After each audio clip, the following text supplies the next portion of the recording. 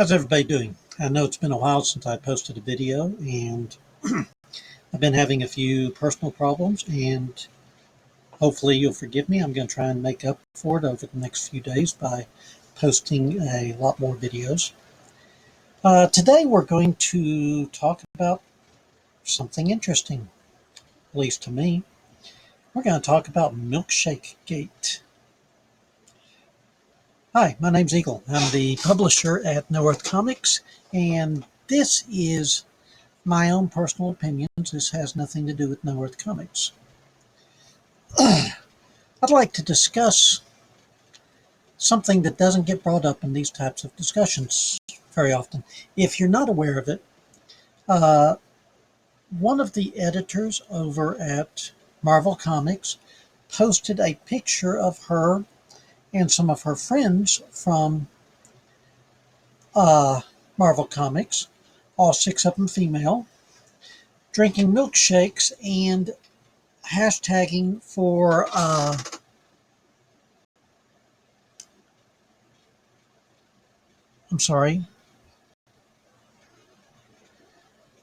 hashtagging for Flo Steinberg, who recently died. And the internet, being what the internet is, proceeded to start in on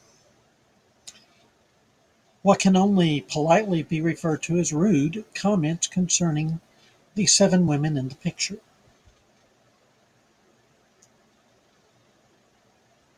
We hear a lot about Twitter these days. We hear a lot about social media. We hear a lot about the irresponsible use of social media, specifically Twitter, by our president. We hear a lot about the social media presence of different companies. And we need to talk about that because Marvel has a disconnect.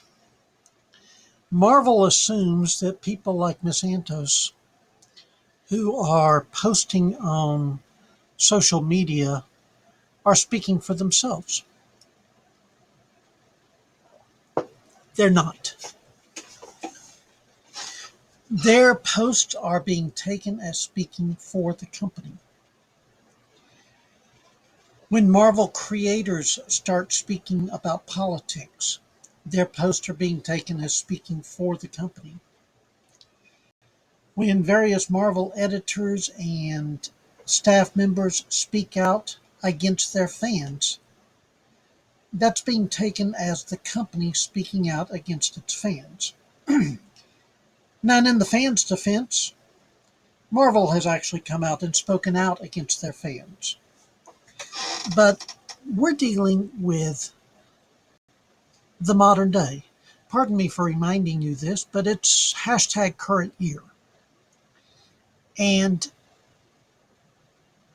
one of the things that has to be taken into account is that our lives are not as private as we would like them to be. And our rights to privacy have been voluntarily dismissed in return for social presence. If you have 10,000 followers on social media, and it's because you are a comic book creator, you really need to watch what you say on social media, because everything you say is reflecting on the people who pay you. When you are an editor, tweeting out a picture is being taken as a statement of policy. Am I agreeing with any of this? No, no, no, no, no. Do not get me wrong. I am not agreeing with any of this. But I don't have to agree with it. It does not matter whether I agree with it or not. I am stating the objective reality. The only people that care about the difference between what you are saying on social media and what the company behind you is saying is going to be a team of lawyers at the defamation suit.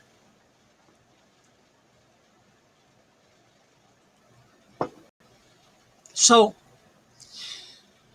one of the things that is very true is that Marvel has, in the last 2 years, managed to alienate a lot of their fan base. And they've done it through a number of different methods, and I'm not going to dissect it here. I've already done a video called The Marvel Meltdown. Go watch it.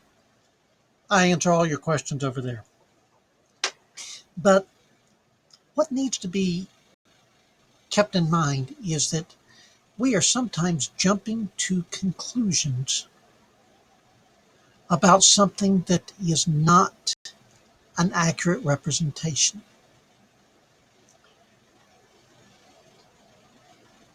Heather Antos had every right to post her picture on social media.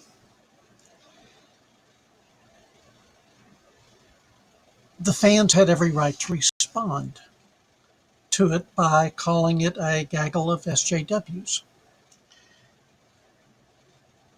I myself have posted a video going over the problem with the lack of philosophical diversity at Marvel.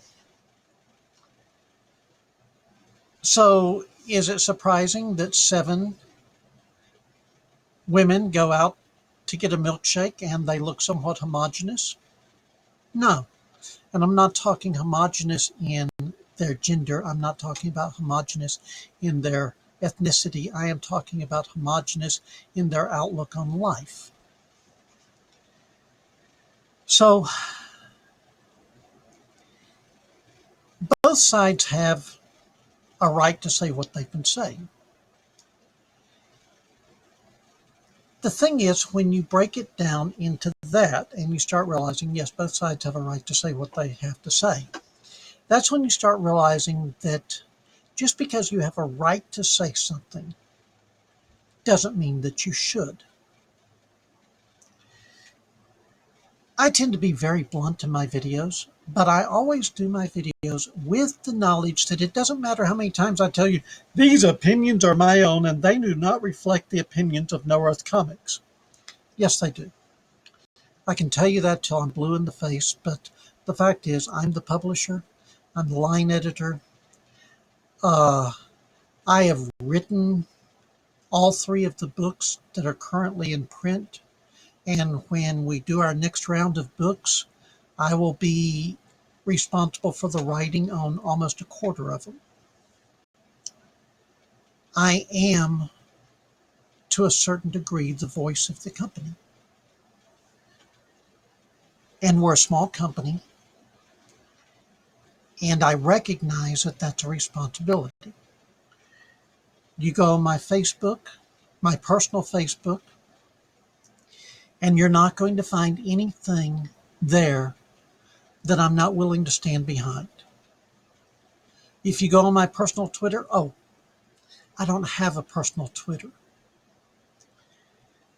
In fact, the only reason I have a personal Facebook is because I had to have a personal Facebook in order to set up the No Earth Facebook page. A Facebook page wasn't even something I really wanted. But my DeviantArt, I recently changed it from being personal to being company, because I recognize that what I'm doing is going to reflect on No Earth. Miss Antos thinks that she has a right to post personal pictures without it being attributed to what's wrong at Marvel Comics. She does. She has that right. She's not going to get to exercise that right because that's not the way people are thinking. It's not the way people are reacting. And my whole purpose for doing this video today is to urge people on both sides to think about things. I don't like what's going on at Marvel. I understand that the problem at Marvel is a lack of philosophical diversity. I understand that they are all marching in rote step and I'm sorry, lockstep, and that there has been a remarkable drop in the philosophical diversity of their comics.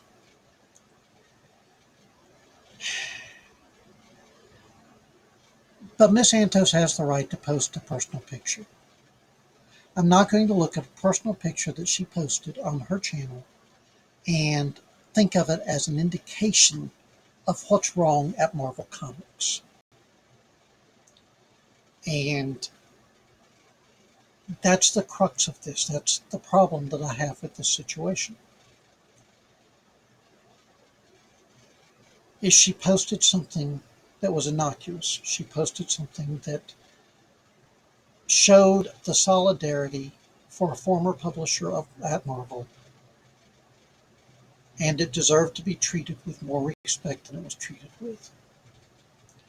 On top of that, yes, Miss Santos's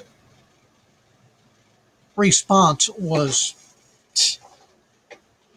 her response was almost laughable. Death threats, rape threats, I'm going to kill your dog threats on the internet are just part of it. Grow a thicker skin. The studies show that men are more likely to be harassed than women, but that the female attacks are more likely to be personal. But it doesn't matter, it's the internet. Grow a thicker skin or cancel your account. You're a semi-public figure. Get used to this. It's part of the territory. And I realize that sounds harsh, but I've been getting death threats on the internet for decades. They're nothing new. The vast majority of them do not rise to the level of what the police call a credible threat. It's just kids. And I'm not talking about adolescents. I'm talking about mentally kids. Ignore them. But everybody on both sides needs to chill a little bit. Well-reasoned arguments and critiques are not harassment.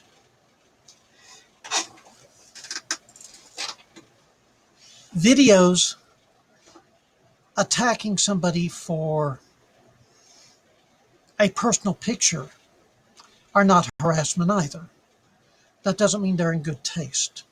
It doesn't mean that they're not stepping over a boundary that should be there. I realize it's not there. I realize I'm barking up the wrong tree here. I realize that there's all sorts of indications that how these people act, and by these people I mean the Marvel employees, how they act online is indicative of how they manage the company of Marvel.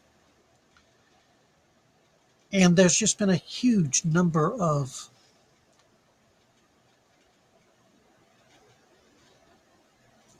if I were in charge at a major comic book company and some of my employees spoke as disparagingly of the fans as I have seen Marvel creators do on their personal Twitter accounts, I would fire them. That's me. That's obviously not Marvel.